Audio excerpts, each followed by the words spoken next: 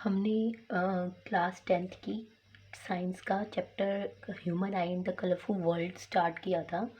और मैंने कई दिनों से वीडियो नहीं डाली, तो उस चीज़ के लिए बहुत बहुत सॉरी बेटा। मैं बहुत ज़्यादा बीमार हो गई थी, इतनी ज़्यादा बीमार हो गई थी कि I am in admit in hospital.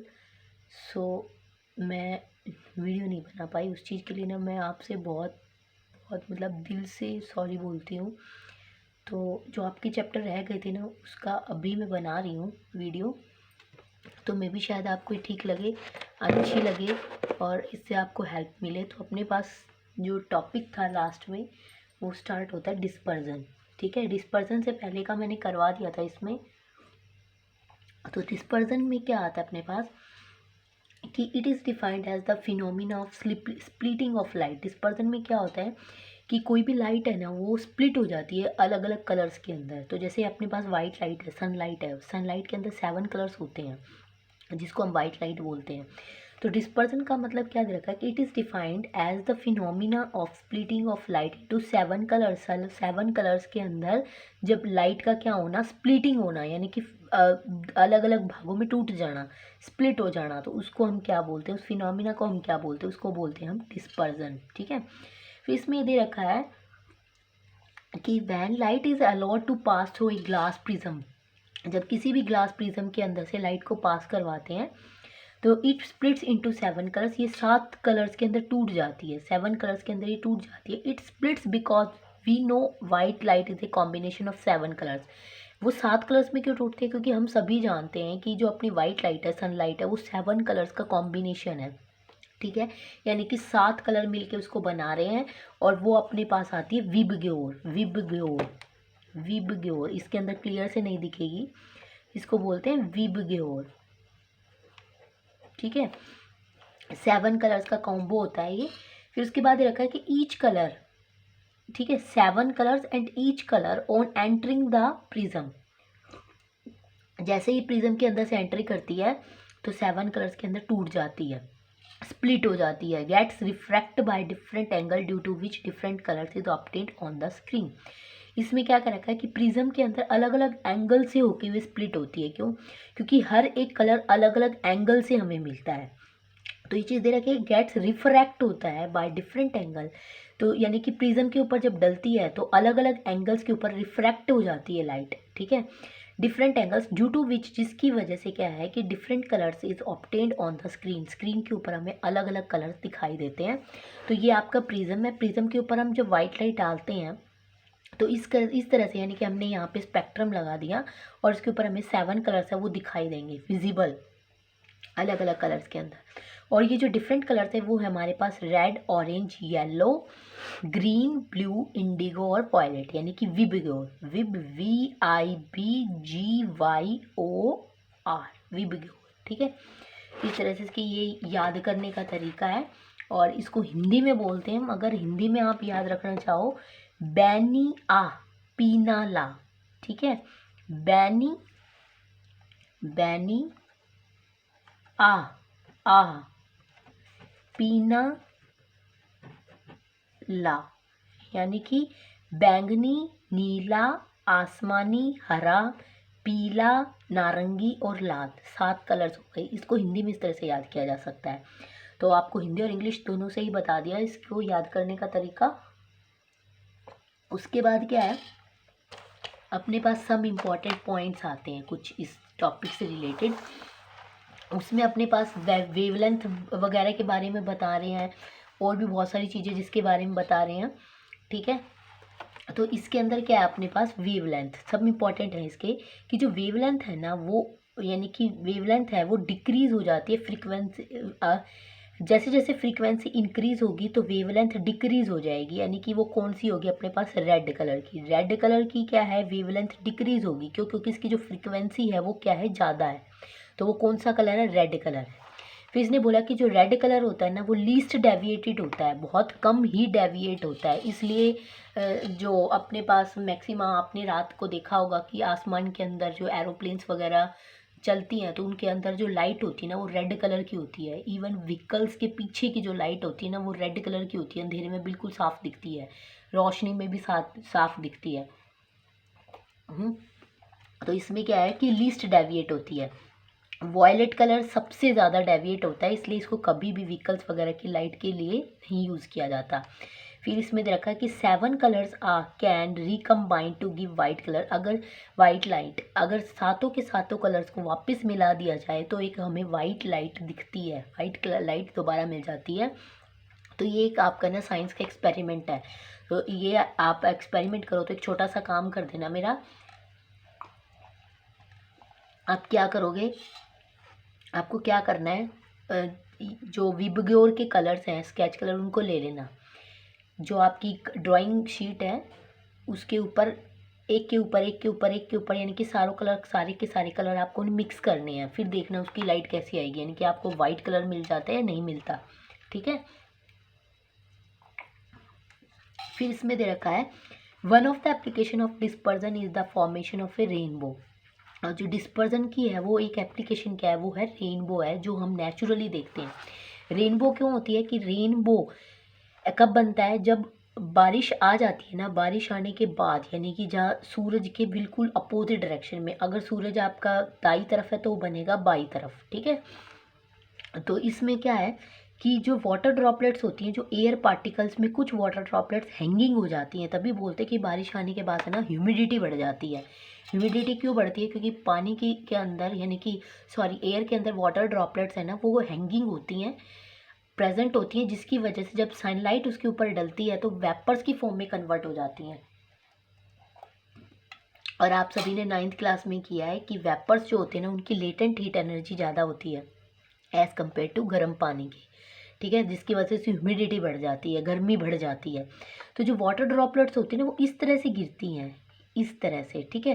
तो ये जो शेप है ना वाटर ड्रॉपलेट्स की, लाइक अ प्रिज्म की तरह काम करती है। जब सनलाइट, यानी कि सनलाइट के ऊपर कैसा कलर होता है, वाइट, इसके ऊपर ये वाइट लाइट जब इसके ऊपर डलती है तो ये 7 कलर्स के अंदर डिस्पर्स्ड हो जाती हैं, डिस्पर्सन हो जाता है, और रेनबो हमें दिखाई देता है। अब रेनबो हमें मतलब दो तरह के रेनबो बनते हैं अपने पास। ये आपका 12th क्लास का टॉपिक है फिजिक्स का। तो इसमें क्या है कि रेनबो 2 टाइप्स के होते हैं। एक तो हमें बनता है रेनबो 51 डिग्री के ऊपर, ठीक है, और एक रेनबो आपका बनता है 49, लगभग 49 ऐसा कुछ है। तो ये क्या है, मर्ज हो जाते हैं, इसलिए हमें 7 के 7 कलर्स बिल्कुल क्लियर दिखाई नहीं देते। कभी भी रेनबो एक नहीं बनेगा, रेनबो हमेशा दो बनते हैं। ठीक है। एक जगह पे दो रेनबो बनते हैं, जिसकी वजह से उनके कलर्स मर्ज हो जाते हैं और हमें 7 के 7 कलर्स क्लियर दिखाई नहीं देते। ठीक है। और ये इनके एंगल है। तो ये जो टॉपिक है आपका 2 टाइप्स के रेनबो वाला, आप ये पूरा 12th क्लास की फिजिक्स की बुक के अंदर डिस्कस करोगे चैप्टर में। तो इसमें ज़्यादा कुछ है नहीं। तो रेनबो में क्या दे रखा है, it is an example of dispersion of light. ये डिस्पर्जन का एक एग्जाम्पल है। It is form due to the dispersion of white sunlight by rain drops in the atmosphere. यानी कि एटमोसफेयर के अंदर, एयर के अंदर जो वाटर की ड्रॉपलेट्स हैं, बारिश की जो बूंदें हैं, रेन ड्रॉप्स हैं, वो हैंगिंग हो जाती है, और उसके ऊपर जब सनलाइट, वाइट लाइट जब उसके ऊपर डलती है तो डिस्पर्स हो जाती है 7 कलर्स के अंदर। Each rainbow acts as a tiny glass prism, यानी कि हर एक जो बारिश की बूंद है एक छोटे प्रिज्म की तरह काम करती है। Rainbow is always formed opposite to the sun, यानी कि सन के डायरेक्शन के हमेशा अपोजिट डायरेक्शन में बनता है। White light enters these rain drops, white light जब इन रेनबोज के अंदर से पास होकर गुजरती है तो different colours rays are refracted through different angles, अलग अलग एंगल्स की वजह से अलग अलग कलर्स डिफ्रैक्ट हो जाते हैं, और इसकी वजह से हमें क्या दिखता है, रेनबो, यानी कि रेनबो का फॉर्मेशन हो जाता है। ठीक है। ये आपका रेनबो था। यानी कि क्वेश्चन अगर पेपर में ये आता है कि right an application of the dispersion, यानी कि डिस्पर्जन की हमें कोई भी एक एप्लीकेशन लिखनी है, तो आप उसके अंदर the best example is the rainbow, जो आपके सिलेबस में दे रखा है, आपकी बुक में दे रखा है। ठीक है। उसके बाद हम करेंगे एटमॉस्फेरिक रिफ्रैक्शन। ये अब एटमॉस्फेरिक रिफ्रैक्शन में हमारे पास क्या आता है, it is due to different layers, यानी कि एटमॉस्फेरिक रिफ्रैक्शन, यानी कि वातावरण में किस तरह से रिफ्रैक्शन होगा। ठीक है। वो चीज़ पढ़ेंगे अब हम। तो ये बहुत इंटरेस्टिंग टॉपिक है, इसको अच्छे से करना, और इस पर क्वेश्चन आता है आपका। ठीक है। एक 4 नंबर का क्वेश्चन जरूर आएगा आपका इसके ऊपर, 4 नहीं तो सीबीएसई बोर्ड में 2 या 3 नंबर का एक क्वेश्चन तो पक्का आएगा साइंस में इससे रिलेटेड। ये भी आपका ना फिजिक्स का टॉपिक है, बायो का नहीं है, केमिस्ट्री का नहीं है, फिजिक्स का टॉपिक है। तो इसके ऊपर ना आपका एक क्वेश्चन आएगा। तो अपने पास है रेनबो, एटमॉस्फेरिक रिफ्रैक्शन क्या होता है। तो it is due to different layers of atmosphere having various density. आप सभी को पता है कि अपनी अर्थ के ऊपर जो एटमोसफियर है उसकी अलग अलग रेंज है, स्ट्रेटोस्फियर है, मीजोस्फियर्स है ना, बहुत सारे लेयर्स अपनी अर्थ के ऊपर और अलग अलग डेंसिटी के ऊपर ये वेरी करती है। तो अपर वंस आर रेयर्स, जो अपर वंस हैं ऊपर की तरफ है, जो बिल्कुल ऊपर है वो बहुत कम है। And the layers close to earth surface are denser, और जो अर्थ के बिल्कुल क्लोज है ना वो ज़्यादा गहरी है, यानी कि उनके अंदर ज़्यादा एयर पार्टिकल्स प्रेजेंट है। अब उसके बाद आता है ट्विंकलिंग। इसके अंदर सबसे पहले twinkling of stars and apparent position क्या होती है कि हमें तारे रात को चमचमाते हुए क्यों दिखाई देते हैं, ठीक है, और उनकी जो दूरी होती है ना, मतलब उनकी अपेरेंट हमें पोजीशन दिखाई देती है, एक्चुअल पोजीशन हमें उनकी दिखाई नहीं देती। तो इसमें है क्या, when light from A star passes through the atmosphere, जब सन से स्टार से आने वाली लाइट हमारे अर्थ के एटमॉस्फेयर के अंदर से पास होती है तो दे मिक्स कॉन्टिन्यूसली, वो आपस में क्या हो जाती है, मिक्स हो जाती हैं। So when the star is in line of site, अगर लाइन ऑफ साइट के अंडर में हमारे पास कोई भी स्टार है तो इट इज़ विजिबल, वो हमें दिखाई देगा। And when out of sight, यानी कि हमारे विजिबल नहीं है, वो दिखने के उसमें नहीं है, तो इट इज़ नॉट विजिबल, वो हमें नहीं दिखाई देगा। सो दे अपीयर टू ट्विंकल, तो वो हमें इसलिए क्या दिखते हैं, चमचमाते हुए दिखाई देते हैं। But planets do not twinkle, जो अपने उपग्रह हैं वो ट्विंकल नहीं करते, क्यों, क्योंकि उनका खुद का प्रकाश नहीं होता, और रात को वो कैसे हमें चमचमाते हुए दिखाई देंगे, ठीक है ना। इसमें क्या दे रखा है कि जब स्टार्स होते हैं ना, वो हमें अगर विजिबल साइट के अंदर हैं, साइट हमें दिखने वाली लाइन पे है, तो वो हमें दिखाई देते हैं, विजिबल होते हैं, और अगर वो नहीं है तो वो हमें नहीं दिखाई देते। तो इस वजह से वो क्या करता है, एटमॉस्फेयर में एयर पार्टिकल्स है, एक जगह तो कम स्टे नहीं करेंगे, घूमते रहेंगे, पार्टिकल्स टकराते रहते हैं, जिसकी वजह से हमें तारे हैं कभी विजिबल होते हैं कभी नहीं विजिबल होते, जिसकी वजह से वो हमें क्या होते हैं, चमचमाते हुए दिखाई देते हैं, ठीक है।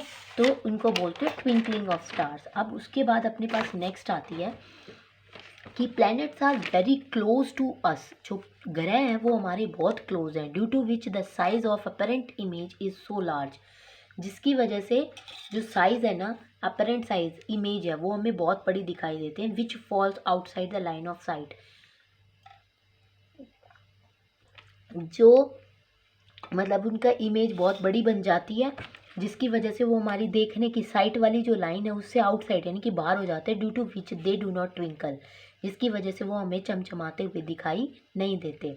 The sun appears bigger during sunset and sunrise, आप सभी ने नोटिस किया होगा कि जब सन है वो छिपते समय या उगते समय में बड़ा दिखाई देता है, क्यों, क्योंकि इसकी इमेज थोड़ी बड़ी बन जाती है, अपेरेंट इमेज उसकी बड़ी बन जाती है, जिसकी वजह से वो हमारी साइट है, जो साइट वाली लाइन है वो आउटसाइड बनता है, उसकी फॉल्स दूर की तरफ बन जाता है, जिसकी वजह से वो हमें मतलब उसके अपने खुद के साइज से वो हमें छोटा है, बहुत बड़ा दिखाई देता है सनसेट और सनराइज के टाइम पे, as compare to day, during day जब निकलता है सन उससे। अब उसके बाद आता है अपने पास ड्यूरिंग सनसेट और sunrise the rays of light travel through maximum length. ऐसा क्यों होता है कि क्वेश्चन आ सकता है आपके एग्जाम के अंदर कि हमें तारे चमचमाते हुए क्यों दिखाई देते, ट्विंकल करते हुए क्यों दिखाई देते हैं। एक क्वेश्चन आ सकता है कि हमें प्लैनेट्स ट्विंकल करते हुए क्यों दिखाई नहीं देते, ठीक है। फिर तीसरा क्वेश्चन अपने पास यहाँ पे बनता है कि the sun appears bigger during sunset and sunrise, ऐसा क्यों होता है, रीज़न पूछ सकता है एग्जाम के अंदर, वो 2 मार्क्स में। तो इसका क्या आएगा कि जब सनसेट और सनराइज का टाइम होता है the rays of light travels through maximum length, तो जो लाइट की जो रेज हैं वो ट्रैवल करके आती हैं, जिसकी लेंथ जो होती है ना वो बहुत बड़ी होती है, यानी कि जैसे मान लिया ये अर्थ है, ठीक है, सन यहाँ पे है और वो उग रहा है, यानी कि सनराइजेज हो रहा है, और अपनी अर्थ मतलब अपना इंडिया यहाँ पे है, तो एक तो ये यहाँ से मतलब इसकी जो लाइट है ना वो यू क्रॉस करते आएगी, यानी कि उसकी रे की जो मैक्सिमम लेंथ है ना वो बहुत लंबी हो, और एक सन इधर हो तो ये लेंथ बहुत छोटी हो जाती है ना। तो सनसेट और सनराइज के टाइम पे ये जो लेंथ है ना रेज की ये बढ़ जाती है, मैक्सिमम हो जाती है, जिसकी वजह से of the atmosphere reflection is maximum. अगर ये लेंथ बड़ी होगी तो इसका जो रिफ्लेक्शन है ना वो भी बढ़ जाएगा, जिसकी वजह से क्या होता है, hence apparent image is closer to eye, जिसकी वजह से जो अपेरेंट इमेज है उसकी वो हमारी आंखों के क्लोज बन जाती है और वो हमें बड़ा दिखाई देता है, ठीक है। तो ये क्वेश्चन आपके एग्ज़ाम के अंदर आ सकता है, इम्पॉर्टेंट क्वेश्चन है और पता नहीं कौन से सन के अंदर आया भी हुआ है ये आपके सीबीएसई बोर्ड में।